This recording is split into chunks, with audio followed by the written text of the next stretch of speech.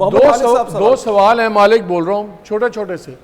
एक तो ये दोनों में 7 साल से ज़्यादा सज़ा है इमरान खान को दोनों केसेस में, तो जो दूसरा केसेस में तो सस्पेंड हो जाता है, इसमें सस्पेंशन ऑफ सेंटेंस का कितना चांस है?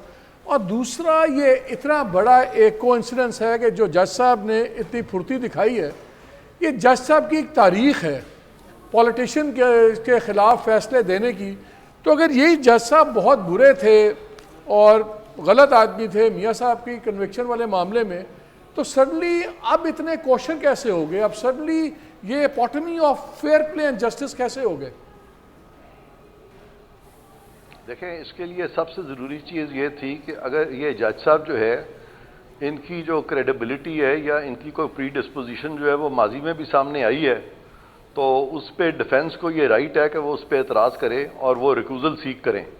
इस केस में आया उन्होंने रिकूज़ल सीक किया कि नहीं किया, एक तो ये चीज़ है। दूसरी बात यह है कि ये आप सही फरमा रहे हैं कि इन जज साहब के बारे में ये कहा गया है कि ये वज़ीर आज़म खोर जज हैं और इन्होंने पहले भी वज़ीर आज़म के ख़िलाफ़ फैसला दिया, अब भी इन्होंने दिया।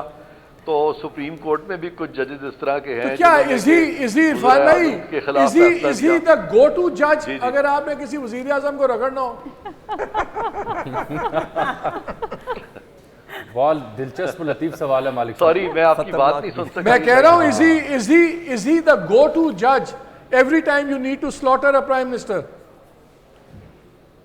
हाँ, it's very interesting, it's very unfortunate, क्योंकि ये जितने फैसले आ रहे हैं इससे हम एक डायसेक्शन कर सक रहे हैं। हमारे अपने निज़ाम अदालत की भी बड़ी इस पर स्क्रूटनी हो रही है सारे पाकिस्तान के सामने। लोग ये भी कह रहे हैं कि पिछले 75 साल से कोई भी वज़ीर आज़म नहीं बच सका, कोई ना कोई वज़ीर आज़म जो है वो सज़ा हो जाता है किसी जुर्म में, कोई किसी करप्शन में, कोई किसी को नाअहल कर दिया जाता है 58(2)B के नीचे, किसी को नाअहल कर दिया जाता है 62(1)F के नीचे। तो ये सारी बातें जो है वो हिस्सा है हमारी अदलिया की तारीख का, जो कि बड़ा अनफॉर्चुनेट है। और मैं समझता हूँ कि इससे सबक जो है आने वाले दिनों में इन सबको सीखना चाहिए।